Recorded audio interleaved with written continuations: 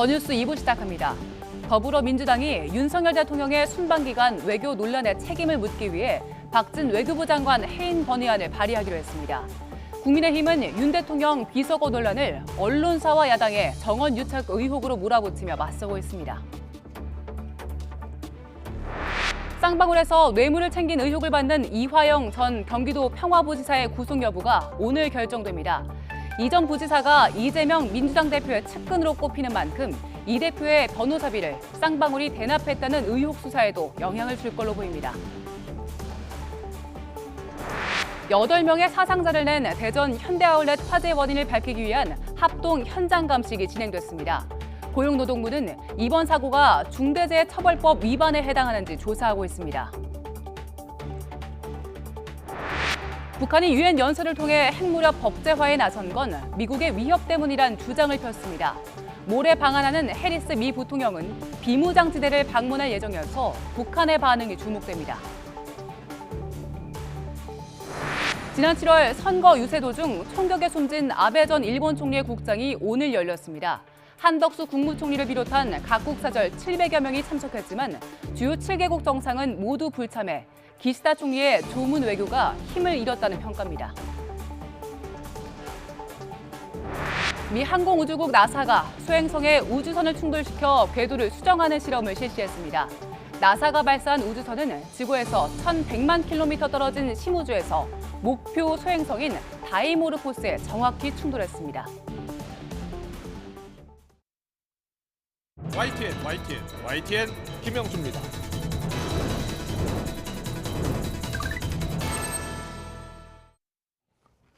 더 정치 시작하겠습니다. 윤석열 대통령이 비속어 논란과 관련해서 진상규명이 먼저라는 입장을 낸 뒤에 여야의 관련 공방은 더 격화하고 있습니다.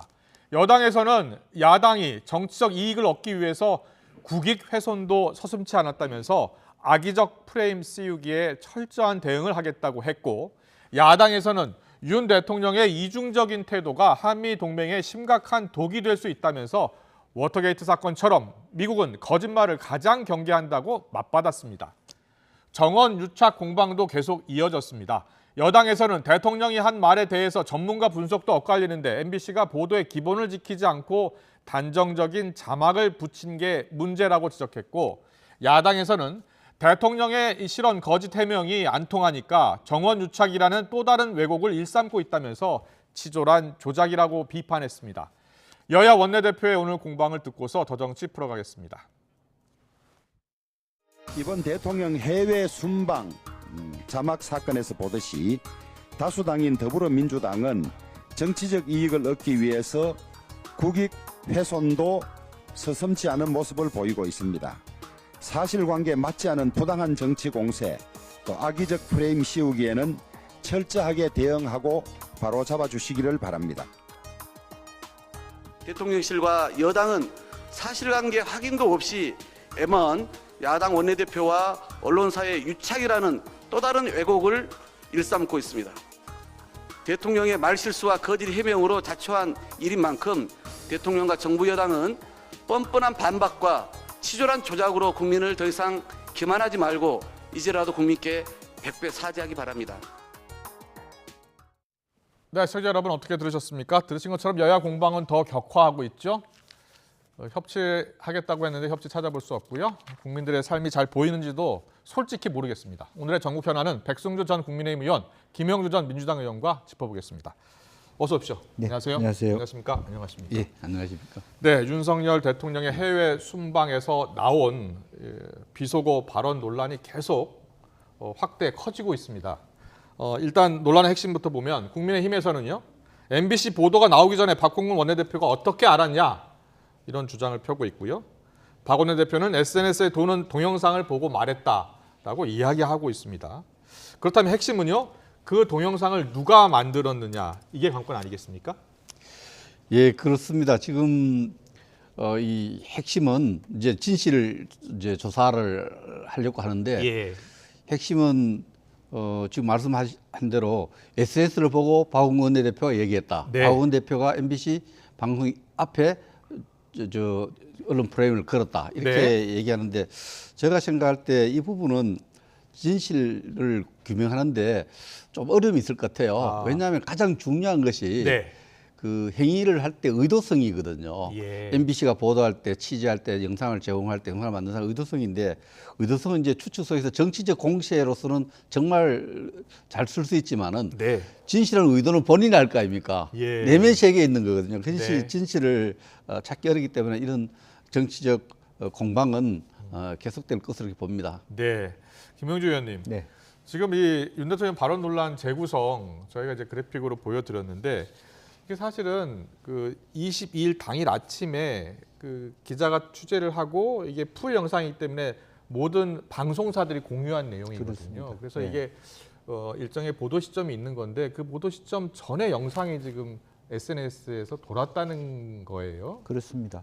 한 뭐 실제로 엠바고라고 하는 네. 그것에 한 7분 정도 전에 박홍근 원내대표가 발언을 하게 됩니다. 그렇습니다. 예, 33분께 했고 원래는 40분에 풀이 해제되는 네. 그런 7분간의 문제를 물론 이제 6시 반 정도부터 이제 12곳에 송출을 했기 때문에 이것은 MBC만의 문제가 아니고 예. 12곳 중에 누군가가 이걸 보면서 실제적으로 9시부터 SNS에 여러 가지 문제가 되는 이 발언에 문제가 있다라고 감지한 누군가가 유포를 하기 시작했기 때문에 예. 실제로 그런 부분에 대해서 한 10분 전 정도에 박홍근 원내대표 소위 뭐 민주당이 네. 그런 뉴스를 파악하고 바로 화두를 꺼냈다라고 네. 하는 건데 아까 백 의원님 말씀하셨습니다만 이것을 수사하기 시작하면 예를 들면 MBC가 문제가 아니고 전체적으로 12곳 혹은 전체 언론사를 대상으로 누군가를 색출해내야 되는 그런 과정을 갈 것인가 네. 과연 그것이 국익에 이로운 것인가 네. 또 하나는 지금 이제 프레임 자체로 보면 그러면 우리가 대통령께서 그 말실수를 할 걸 염두에 두고 권한 유착을 언론하고의 권한 유착을 했다는 것인가 그렇지 않고 네. 오히려 저는 핵심적으로는 김원혜 수석이 너무 오랫동안 이 문제를 끌었다. 아. 그런 데서 오히려 이 문제가 이상하다라는 예. 생각을 저는 언론에서 갖기 시작했다. 충분한 그런 것이 근데 있었다는 그걸 것이죠. 조금 보완 제가 설명을 드리면은 마침 그 영상을 취재한 기자가 MBC 소속 기자예요. 영상을 취재한 기자가 MBC와 KTV 기자인데 예. 그것을 12곳 방송에 송출하기 전에 MBC에 보고를 하고 MBC와 또 박홍근 야당 지도부하고 이렇게 일선 부분을 조사를 해야 되는데 이 조사가 다 되더라도 이런 부분에 대해서 하나의 그 진실도 중요하죠. 그 위에 또 뭐가 필요하냐 하면 정말 의도거든요. 예. 어떤 의도를 가지는데 이 부분을 참 찾기가 힘들다는 거예요. 예, 이 대통령 취재는요. 워낙 많은 기자들이 한꺼번에 모든 곳에 갈 수 없기 때문에 나누어서 그렇죠. 하고 네. 그리고 이제 특별히 어떤 기자가 거기서 가고 싶다고 해서 가는 것은 아니에요. 아니고. 취재를 네. 하고 그다음에 모든 언론사가 같이 공유한 다음에 일정 시점을 정해서 엠바고로 정해서 그 시점에 이제 보도가 되는 건데 아무튼 더 빨리 이제 뭐 SNS에 돌면서 그것을 이제 국민의힘에서는 이제 문제 삼고 있는 거죠. 이게 왜 돌고 있는 건지. 근데 그 부분에 대해서도 예. 앞서 이제 제가 생각할 때 여러 방송국이 송출 받았는데 네. 그걸 검증하는 시간을 충분히 가졌잖아요. 예. 좀 거지고 이게 확신이 안 서서 보도를 안 한 방송국이 많고 예. MBC만 이것도 신속하게 보도를 했어요. 그런 부분에 대해서 그 MBC 측에서 해명을 분명히 해야 될 필요가 있다. 검증을 네. 어떻게 했고 확신을 가졌는지 그 부분 MBC가 그 여당 집권 여당으로부터 이런 프레임이 악의적 프레임을 가졌다는 이런 비난을 받을 여지를 준 겁니다. 네, 예. 그런데 오늘 대통령실에선 대통령실 차원에서는 법적 대응을 하지 않기로 했는데 여당이 더 적극적으로 대응하는 게 바람직하다라는 표현을 썼어요. 저는 대통령실이 오늘 대응 과정에 가장 잘한 결정이 대통령실이 직접 송사를 안 하기로 했던 거 잘한 거예요. 예. 대통령실이 좀 억울하고 그렇더라도 냉정하게 상황을 봐야 되거든요. 예. 대통령실이 송사를 하게 되면은 이슈가 장기화됩니다. 네. 장기화되고 대통령과 대통령실은 MBC도 또 그걸 보도한 기자도 국민이에요. 섬겨야 될 대상이지 네. 시시비비를 가리는 이런 것을 너무 자주 하게 되면은 뭐 정치적 실익이 없는 거죠. 네. 그래서 이거를 송사 안 하기로 한 것은 잘했다. 이 부분은 뭐 시민단체나 또 여당에서 뭐 하면 되니까 네. 잘 빠졌다 이렇게 생각합니다. 그런데요. 지금 이 공방이 어느 정도까지 확산되고 있냐면 오늘도 또 이야기를 했죠. 오늘도 여야 충돌이 계속 격화되고 있는데 여당 같은 경우에 지금 이걸 악의적 프레임 아니냐라고 공격을 하고 있는 것이에요. 근데 민주당은 너무 과도하다. 뭐 억측이다라는 이야기를 하면서 지금 뭐 명예훼손으로 법적 책임도 지게 하겠다라는 입장이죠. 네, 사실은 그런 면에서 정말 이게 그러면 이제 MBC가 뭐 가령 MBC라고 했을 때 바이든이라는 표현을 쓸 때 네. 그 전에 그럼 민주당이 그런 의도를 가지고 그 보도국에다가 바이든으로 표현하는 게 낫다는 의견을 줬다는 얘기인가? 예. 사실은 그건 아니지 않습니까? 언론 보도가 나고 SNS에 자한 발생적으로 이런 문제 의식이 생기니까 또 보다 더 근본적으로는 뭐 EXX라든지 어쨌든 기본적으로 미국 의회든 한국 의회든 어떤 의회를 대상으로 대하는 품격 낮은 발언을 대통령께서 하셨기 때문에 이런 문제가 생긴 것인데 예. 너무 과도하게 이것을 뭐 이렇게 국익을 가지고 정치적 이익을 위해서 국익을 해쳤다 이렇게 얘기하는 것은 저는 과하다 저는 그렇게 생각이 어쨌든 들어요. 이 문제가 이제 예. 그 발설자나 보도한 방송국이나 의도했든 안 했든 여당이 느낄 때는 이 한미 동맹에 상당히 손상을 줬고 국익에 예. 손상을 줬다는 이런 인식이 깔려 있는 거예요. 그렇다고 그러니까 이것을 그 여러 가지 국가 이익을 훼손했으니까 직접적인 표현을 좀 약간 매국 세력이다 이렇게 할 정도로 이렇게 하는데 이런 부분들은 어쨌든 이 결과론적으로 한미 동맹과 또 지도자 간의 신뢰, 네. 국가 이익에 상당히 손상을 줬다. 여기에 대해서 조금 적절한 대책을 세워야 되겠다 이런 입장인 것 같습니다. 그런데 지금 대통령실에서는요, 이게 본질이 한미 동맹 훼손 시도다 이렇게 주장을 하고 있어요. 그러니까는 이게 비속어 논란이 아니라 한미 동맹 훼손 시도다 이렇게 주장을 하고 있고 야당에서는 이 사안의 이제 핵심이 일단 먼저 욕설이 문제다 이런 그렇죠. 주장을 펴고 있는데요. 여야 그리고 대통령실과 또 전 수석이죠 박수현 전 청와대 국민소통수석의 이야기를 듣고서 토론 더 이어가겠습니다. 문제지기란 건 저희가 이것의 심각성을 갖고 있는 건 비속어 논란이 아닙니다. 국익을 위해서 대통령이 할 수 있는 모든 것들을 하는 그런 자리였습니다. 그런 자리에서 우리의 최우방 동맹국을 소멸하는 듯한 발언을 했다라고 기정사실화되는 것, 이것이 문제의 본질이라고 저는 생각하는 겁니다. 비속어 논란이 본질이라면, 비속어만이 문제라면 대통령이 국민에게 어떠한 입장을 표명하는데 주저할 이유가 없습니다. 가장 핵심은 본질은 뭐냐면 바이든이든 그것이 미국 의회든 한국 의회든 날리면이든 그것이 아니라 바로 앞에 있었던 욕설이 문제거든요.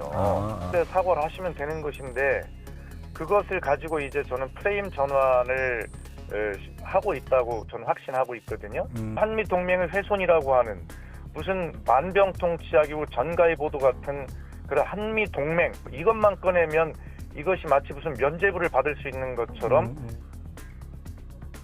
네, 김영주 의원님, 박수현 수석의 이 지적에 대해서는 어떻게 보세요? 글쎄요, 뭐 예를 들어 그런 부분도 있는 거죠. 대통령께서 뭐 얼마 전만 하더라도 뭐 국격에 맞는 뭐 그런 표현을 써가면서 영빈관을 정축해야 되는데 사실은 대통령 발언 속에서 과연 이게 국격에 맞는 대통령다운 그런 말 은행인가라고 하는 문제의식을 분명히 갖게 되고요.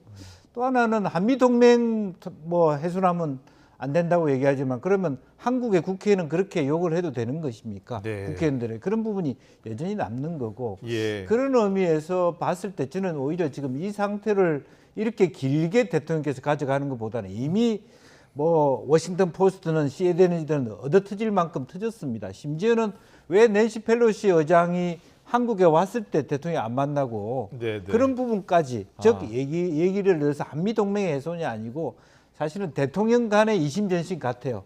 국회를 보는 관점이. 사실은 대통령을 욕한 거 아닙니다. 바이든 대통령. 바이든 대통령이 하고자 하는 일을 11월 8일 있는 미국 중간선거 때문에 미국 하원 의원들이 이것을 안 할 경우에 대통령은 난처할 수밖에 없지 않아요. 저는 처음에는 두 가지 말에 헷갈렸어요. 근데 맥락으로 보면 두 가지 가능한 거예요. 윤 대통령께서도 내가 1억 불을 내기로 했는데 한국 민주당이 이거 내 발목 잡게 하면 나도 체면이 아닌 거고 역시 마찬가지면 바이든 대통령도 이렇게 크게 뭐 전 세계적으로 질병 채취를 하시기로 했는데 막상 11월 8일 자기들 선거에 이번에 민주당이 불리하거든요. 그러니까 민주당의 대통령이라도 민주당 의원들이 통과 안 시킬 수 있다라고 대통령 그런 말씀 하실 수 있다고 보여져요. 다만 핫 마이크라고 하는 마이크가 없는 데서 그냥 우리끼리 그런 얘기 고민들을 공유할 수 있는 건데 그런 의미에서 대통령 하신 말씀은 한미 동맹의 균열도 아니고 예. 대통령끼리의 입장을 이심전심으로 나눈다고 생각하는데 너무 심하게 얘기하시는 거예요 지금. 그러면 오히려 길어질수록 대통령과 국민의힘이 부담스럽다 이렇게 봅니다. 예, 이재명 부대변인은 핵심이 이제 욕설 이 논란이 아니라 한미동맹 훼손 시도다 이렇게 이야기를 하고 있어요. 그렇습니다. 이게 우리 집권 여당 국힘 쪽에서 봤을 때는 예. 이 보도가 의도했든 의도했지 않았든 미국의 대통령과 미국 국회, 미국 의회에 대한 네. 어떤 비난이 되고 조롱이 되기 때문에 이것이 현재 한미 관계 현안도 많고 앞으로 한미 관계를 봤을 때 굉장히 치명적인 어떤 피해를 줄 수 있다는 이런 인식을 깔고 있기 때문에 예. 그 자막 처리하고 그렇게 한 것에 대해서 이야기를 하는 거고요. 네. 욕설 부분은 저는 그렇습니다. 이 부분은 혼잣말이잖아요. 그게 명확하게 들리지는 않았지만 박진 외교부 장관은 오늘 인터뷰에서 들은 바 없다. 어제 인터뷰에서 들은 바 저는 없다 이렇게 표현하더라고요. 저는 박진 장관을 신뢰합니다. 왜냐하니까 네. 어제 마이크 성능이 얼마나 좋습니까? 고성능 마이크가 박진 장관의 청력보다는 듣는 능력보다는 훨씬 좋을 거예요. 박진 장관은 그 소음 속에서 못 들었을 가능성이 많습니다. 예. 그러니까 고성능 마이크를 우리가 여러 번 돌려도 못 알아듣는 이런 상황인데 그런데 이런 혼잣말 중얼거린 것을 이렇게 정치 쟁점으로 하는데 저는 초기 대응에서 김은혜 수석이 미국 국회가 아니고 한국 국회라 했는 부분이 치명적인 실수라 봐요. 그거는 아니거든요. 한국 국회도 국회의원들 그렇게 하면 안 되죠. 그런 부분에서 초기 대응이 좀 미숙했다. 저는 그렇게 봅니다. 알겠습니다. 민주당이 오늘 오후 의총에서 외교 참사 책임을 묻겠다. 박진 외교부 장관 해임 건의안 당론으로 이제 169명의 이름으로 이제 올리기로 했고요. 내일 모레 철회하기로 했습니다.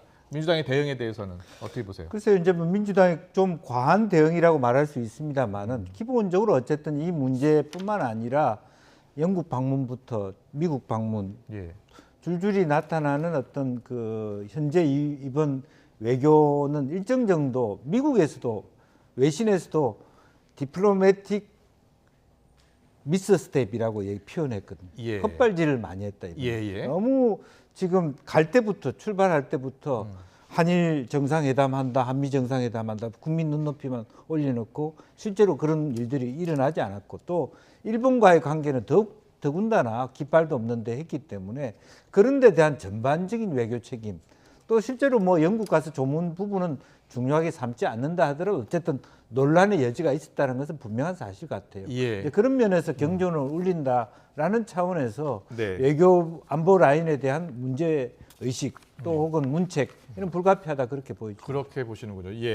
백순주 의원님은요. 오늘 아침에 사실은 조영호 원내대표가 국익을 위해서 해임 건의안을 올리지 않았으면 좋겠다라고 했지만 바로 1시 반 의총을 열어서 해임 건의안을 올리기로 했습니다. 어떻게 보세요? 대단히 잘못됐다고 생각합니다. 이 해임 건의안은 이제 장관이 업무 수행 중에 헌법을 위반했을 때, 헌법 명시되어 있거든요.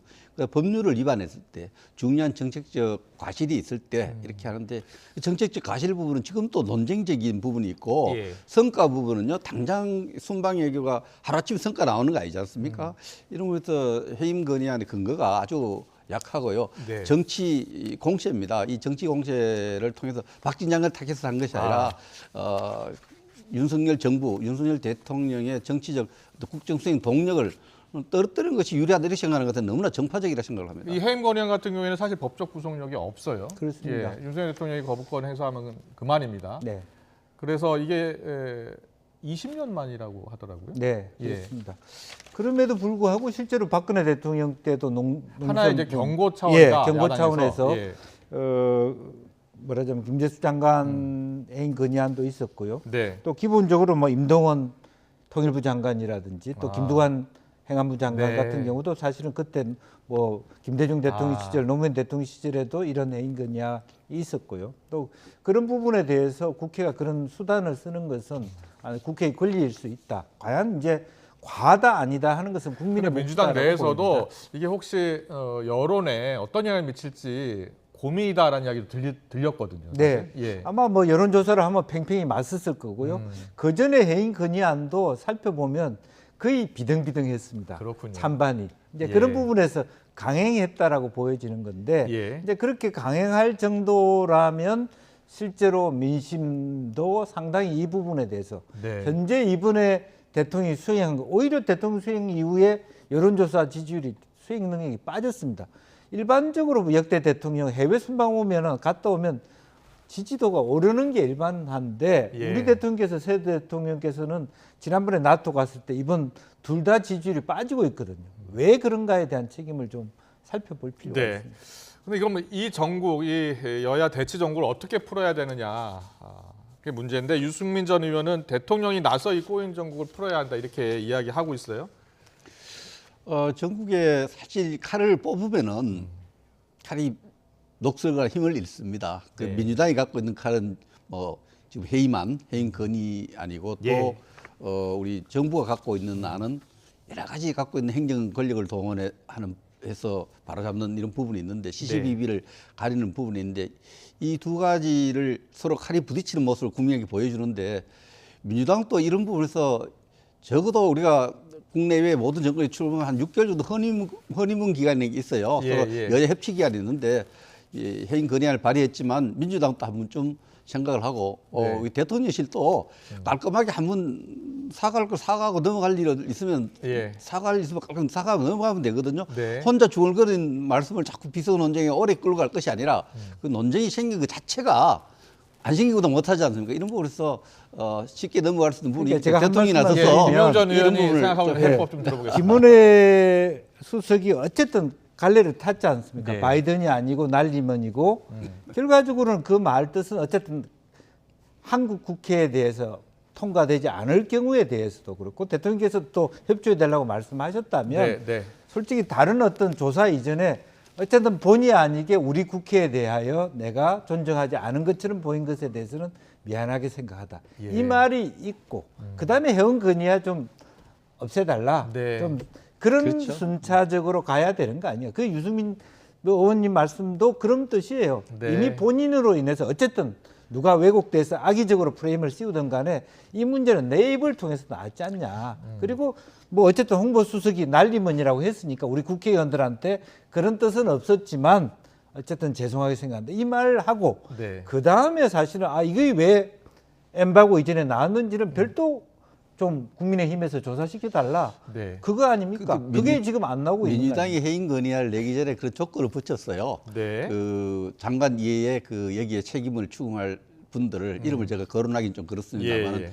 그분들의 인사조치를 요구한 부분이죠. 네. 이 부분은 조치 그걸 떠나서 그 해당되는 그 청와대 수석이 야당 대표 못 만날 이유가 없지 않습니까? 그게 해당되는 분들이 가서 진실에 대해서 설명을 좀 드리고 이렇고 이래서 직접 이렇게 그런 모습들 국민 보고 싶어요. 네. 안보실장이나 홍보수석 또 같이 가서 뭐 안보실 차장들이 가서 그 야당 대표 가서 알려진 거하고 다르다. 이런 성과도 이렇게 해서 좀 설명할 기회를 만드는 모습 그런 모습도 필요한 시기다 이렇게 생각을 해요. 네, 알겠습니다. 내일은 좀 더 여야 충돌이 좀 수그러들었으면 좋겠는데요. 예, 알겠습니다. 다음 이슈 넘어가 보겠습니다. 이재명 대표 이야기입니다. 이재명 대표가 민주당 제1야당의 대표가 된 이제 한 달이 됐는데요. 윤 대통령의 발언 논란에 대해서 정확한 확인이 필요하다는 취지로 좀 신중한 입장을 보였어요. 우리가 좀 더 신중하게 정확하게 확인하고 과학적 분석도 하는 그런 과정을 거칠 필요가 있다. 이런 표현을 했어요.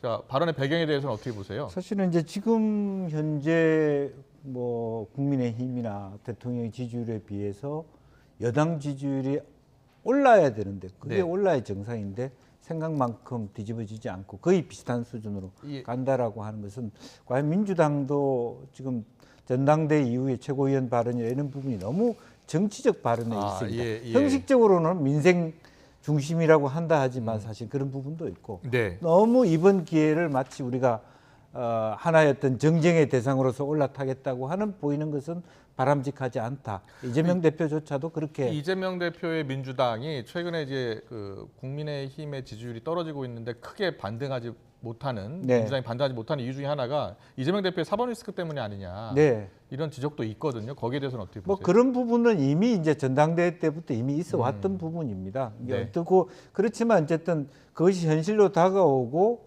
또 정말로 국민들이 피부로 느낄 정도 이상으로 그렇게 전방위적인 압박을 해오는 것도 사실이거든요. 예. 이제 그런 면에서 지금 이제 영수회담을 해서 풀던 어쨌든 뭐 그 국회를 통해서 대통령과 만남을 통해서 풀던 다각도로 민주당은 당 내부의 힘을 갖추면서 이 문제를 정면 돌파할 수밖에 없어요. 예. 이제 그런 부분에 대해서 그런 의미에서 이것을 마치 윤 대통령을 공격 삼아서 말하기는 이재명 대표도 좀 부담스러울 수도 있는 거고 그렇군요. 당의 기조 또한 너무 그것을 마치 뭐 정쟁의 대상처럼 어떤 전화위복의 계기처럼 보이는 것은 적절하지 않다 그렇게 보입니다. 그렇군요. 그런데 어제 검찰이 성남 FC 후원금을 냈던 네이버와 차병원도 이제 압수수색을 했잖아요. 근데 그 전에 경찰이 이와 관련한 수사에서는 네이버와 차병원에 대해서는 큰 문제 없다라고 결론을 내린 것으로 전해졌잖아요. 그렇죠. 그런데 다시 지금 검찰이 수사하는 것을 놓고서 이거 표적 수사 아니냐 야당에서는 이렇게 주장하는 것 같아요. 지금 그 수사가 네. 경찰에서 1차 경찰에서 무혐의 송치했다가 다시 경찰이 다시 송치하고 다시 검사 받아서 검사 다시 들여다보겠다는 겁니다. 들여다보는데 예. 무혐의했던 회사까지 이제 들여다보고 있는 것은 검찰이 지금 이재명 관련 고발 사건에 대해서 전방위적으로 예. 수사하고 있는 모습을 보여주고 있는 거죠. 네. 상당히 압박을 하고 있는 부분인데 그 부분은 뭐 표적 수사다 이런 주장에는 전 동의하기 힘듭니다. 지금 검사들이 예. 뭘 이재명 대표를 표적으로 네. 이렇게 수사를 하고 있는 것은 아니고 이미 제기되었던 모든 문제들 네, 갖고 예외 없이 들여다보고 있다 이런 예. 생각이 들고요. 사실 오늘 조금 전에 오전에 이재명 대표가 네. 그 과학적으로 좀 신중하게 해임 건의안을 보자 했는데 오후 1시 반에는 통과시켰어요. 원내대표하고 입장 차이가 있는 건지 짜고 치는 건지 몰라도 당 대표로서 오전에 가졌던 입장 저는 잘했다고 생각합니다. 신중하게 보자는 이야기인데 그리고 사법 리스크 이 문제는 이재명 대표 개인의 명운뿐만 아니라 예. 지금 이미 기소되는 선거법 같은 문제는 당의 재정 문제를 완전히 434억이 걸렸지 않습니까? 예, 그 문제에 예. 걸린 데다 추가적으로 이렇게 사법 리스크 수사가 진행되고 있고 또 측근인 이하영 평화부지사가 오늘 구속영장이 지금 검토 중에 있죠. 예. 이런 구속 부분에서 여부가 오늘 결정됩니다. 당으로서는 이 공식적인 입장을 치면서 외교에 대해서 공식적인 입장을 펴면서 내부적으로는 굉장히 고통스러운 순간에 있다. 처해 있다고 봅니다. 네. 하나만 여쭤볼게요. 김영주 의원님. 이화영 킨덱스 대표의 구속 여부가 오늘 결정되잖아요. 근데 이화영 부지사 같은 경우에는 전 부지사죠. 이재명 대표의 최측근으로 뽑히잖아요. 그래서 검찰의 최근 전방위 수사에 대해서는 어떤 생각이세요? 글쎄요, 좀 결과적으로 핵심은 전방위 수사의 내용 중에 많은 부분이 이제 기부채납의 형식을 실질적으로 어떤 보이는 말하자면 부동산 이런 예. 것이 아니라 네. 성남 FC라든지 다른 방식으로의 그 당시로는 지금은 합법화돼 있지만 네. 불법화된 그런 영역을 치고 들어오는 부분이거든요. 예. 그래서 그런 측면과 더불어 또 이화영 부지사를 같이 이렇게 엮어서 하는 것은 완전히 뭐 그야말로 전방위적인 어떤 가능성들을 엮고 또 한편으로는 남북 문제라든지 예찬 대표의 관계라든지 이런 부분까지 보고 있다 그렇게 봐야 될 것 같습니다. 네, 알겠습니다. 정치권 이슈는 오늘은 여기까지 듣겠습니다. 지금까지 김영주 전 민주당 의원 또 백승주 전 국민의힘 의원과 함께했습니다. 잘 들었습니다. 감사합니다. 고맙습니다.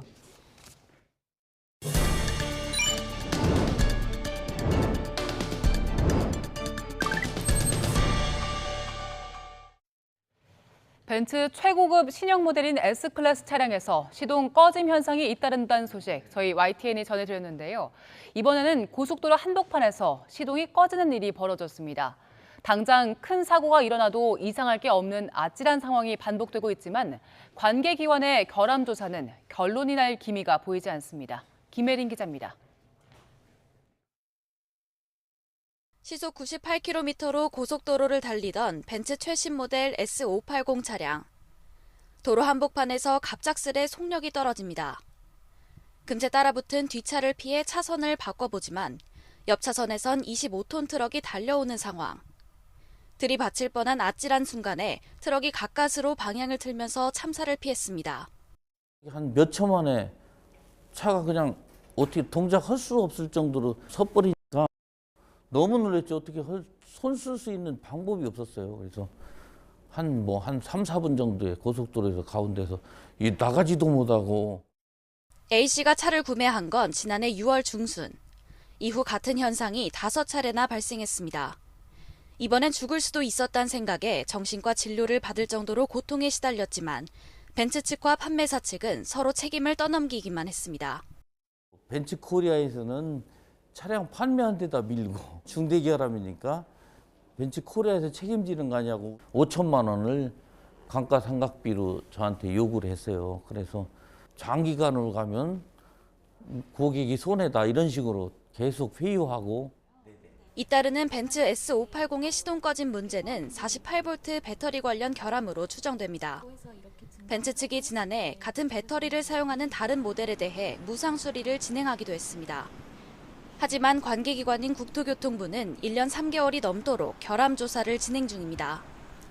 국토부 조사 대상은 CLS 등 비슷한 문제가 발생한 하위 모델인데 벤츠 측에선 최고급 모델인 S580에서 나타나는 문제와는 별개라며 선을 긋고 있습니다. 게다가 조사 결과가 나오더라도 제조사에 강제 시정 명령을 내리는 리콜까지 이어지진 않을 가능성이 큽니다. 자동차 시동이 걸리지 않는 결함을 리콜 대상으로 명시하고 있는 일본 등과 달리 우리나라에는 명확한 규정이 없기 때문입니다. 국토부 측은 지금까지 조사에서 확인된 S580 등의 문제가 주행 중 시동 꺼짐이 아니라 정차 후 재시동 오류로 추정돼 안전에 지장을 주는 결함으로 단정짓기도 어렵다고 설명했습니다. 고속도로에서 3분간 정차되어 있다고 하는 것은 엄청난 후방 충돌 위험에 시달리는 거기 때문에 당연히 안전에 엄청난 위험을 받은 거고 리콜 대상으로 보아야 합니다. 국토부 조사는 최근에야 예비조사가 끝나고 본조사가 시작돼 결과는 내년 이후에야 나올 예정. 리콜 여부가 결정나려면 이후 심의위원회 등도 거쳐야 하는 만큼 차주들의 불안한 주행은 한동안 계속될 수밖에 없을 거로 보입니다. YTN 김혜린입니다.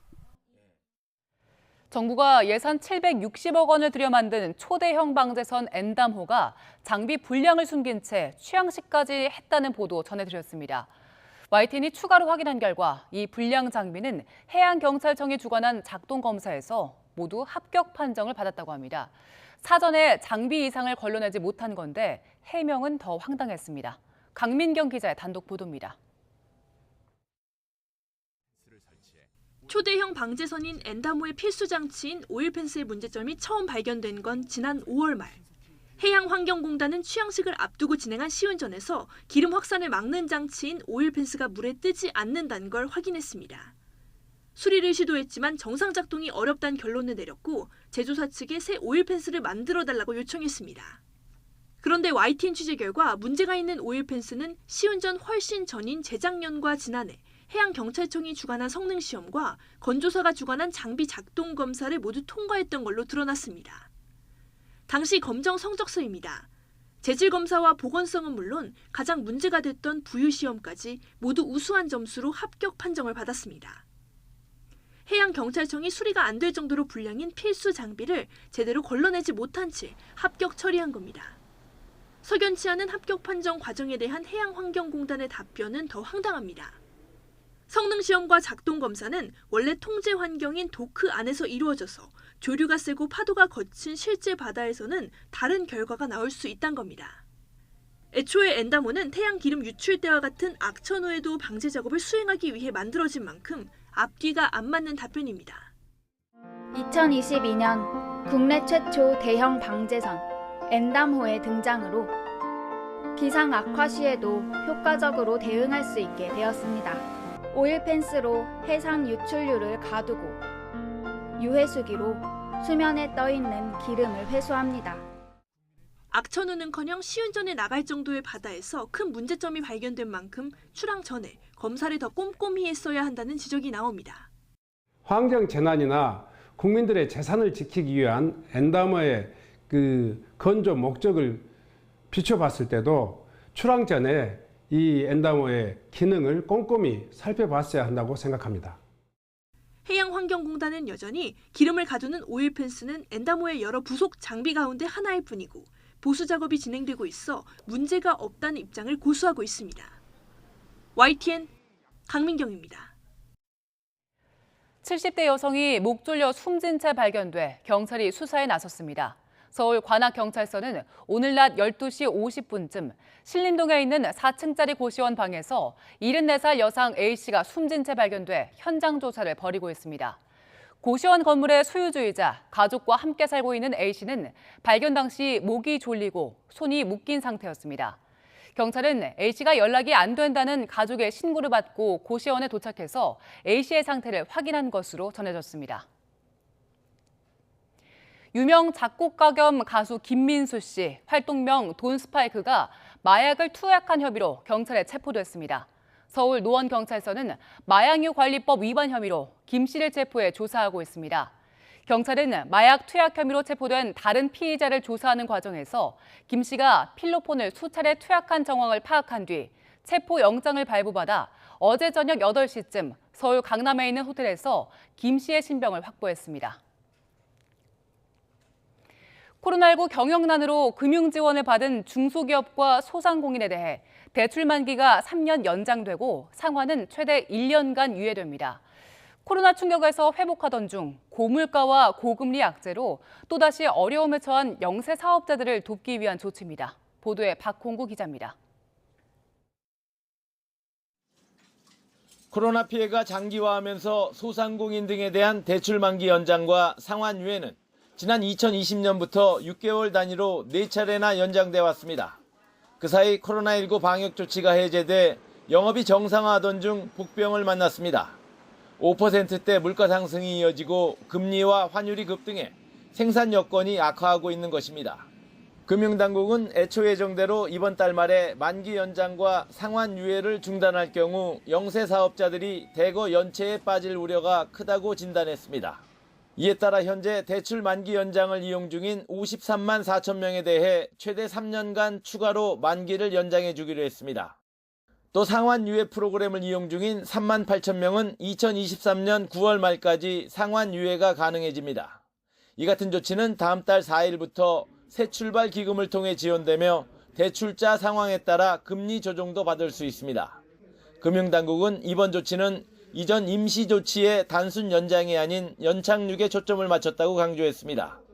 만기 연장은 금융권의 자율협약을 바탕으로 지원하도록 해 2025년 9월 이후에는 개별 금융기관이 만기 연장 여부를 스스로 결정하도록 했습니다. 상환 유예도 1년 뒤 상환 계획을 미리 마련하게 하고 상환이 어렵다면 채무 조정을 선택하도록 해 부실을 관리하겠다는 것입니다. 특히 이번 상환 유예는 기존 4차례 연장 조치와는 달리 2023년 9월이 최대 기한입니다. 예를 들어 2023년 6월이 기존 유예 기한인 경우 3개월만 추가로 유예 혜택을 부여한다는 의미라고 설명했습니다. YTN 박홍구입니다.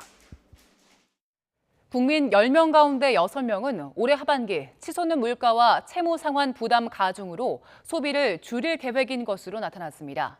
전국경제인연합회가 올해 하반기 국민 소비 지출 계획을 조사한 결과 응답자의 60% 가까이가 상반기보다 하반기 소비 지출을 줄이겠다고 답했습니다.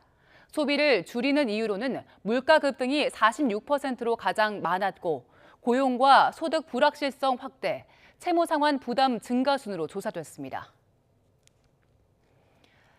한 해 소득이 1억 원을 넘는 고소득자가 지난 2020년 120만 명에 육박하며 전체 소득자의 5%에 달하는 것으로 나타났습니다. 더불어민주당 진선미 의원이 국세청에서 받은 자료를 보면 2020년 근로소득과 종합소득을 합한 통합소득이 한 해 1억 원을 초과한 사람은 119만 4,063명으로 집계됐습니다. 전체 소득자 가운데 1억 원 초과 소득자 비중은 4.9%였고 이들이 올린 소득 총액은 전체의 24.9%를 차지했습니다.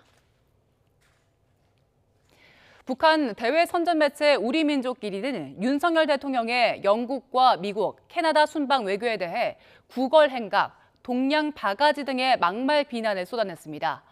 우리 민족끼리는 영국에서는 조문 명색마저 무색하게 빈둥거려 비난거리가 됐고, 미국에서는 일본과의 관계 개선을 구걸하기 위해 일본 것들이 하라는 대로 움직였다며 이같이 주장했습니다. 또 조 바이든 미국 대통령과 짧게 환담한 것을 두고는 겨우 사정에 대면한 미국 상전이 불과 48초 만에 등을 돌려대어 창피를 당했다고 깎아내렸습니다. 김정은 북한 국무위원장의 딸로 추정되는 어린이가 이달 초 정권 수립일 경축 공연 무대에 오른 걸로 보인다는 외신 보도와 관련해 통일부는 딸이라고 볼 근거를 갖고 있지는 않다고 밝혔습니다.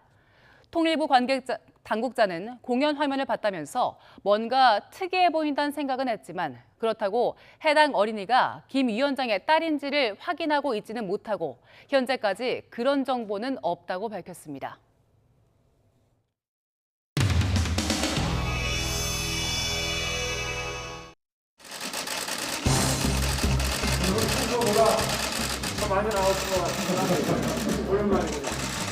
사실과 다른 보도로서 이 동맹을 훼손한다는 것은 국민을 굉장히 위험에 빠뜨리는 일이다.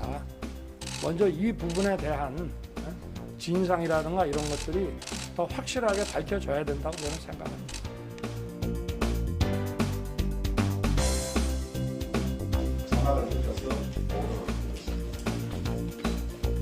광우병식 선동, 악마적 편집이라는 합리적 의심이 제기된 상태입니다. 이는 반드시 MBC 국정감사 중에 따져봐야 될 사항이고요. 동시에 저희는 이것을 수사를 의뢰해야 된다고 생각합니다.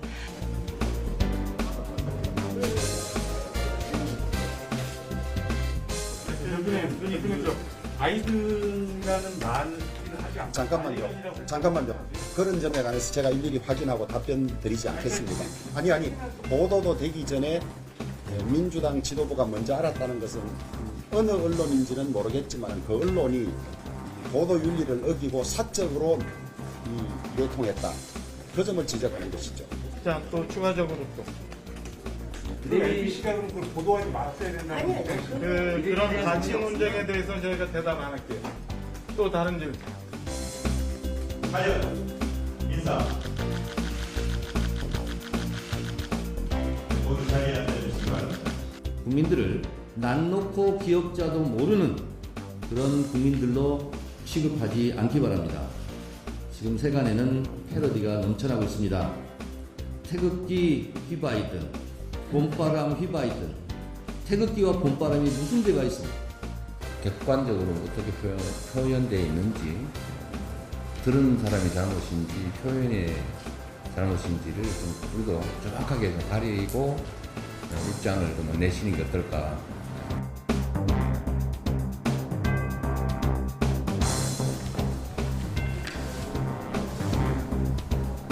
MBC가 국익을 해치는 매국 허위 방송에 대해서 정말 문제가 있다, 이런 차원에서 모든 법적 조치를 다 하겠다.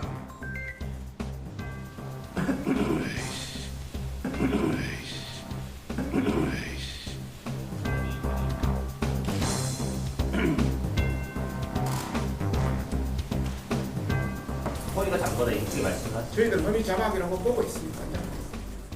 동영상에 자막 달아버리면 사람들은 그게 그냥 세뇌돼 버립니다. 그래서 문제가 있다, 이런 자막.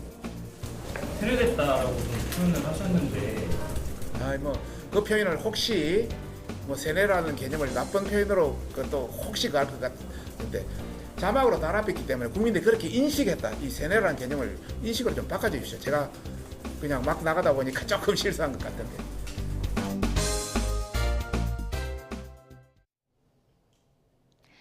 오늘도 완연한 가을 날씨가 이어지고 있습니다. 하늘도 맑고 공기도 깨끗해서 바깥 활동하기엔 참 좋지만 기온이 크게 올라서 다소 덥게 느껴지기도 하는데요. 해가 지고 나면 금세 쌀쌀해지는 만큼 일교차에 대비한 옷차림 해주셔야겠습니다.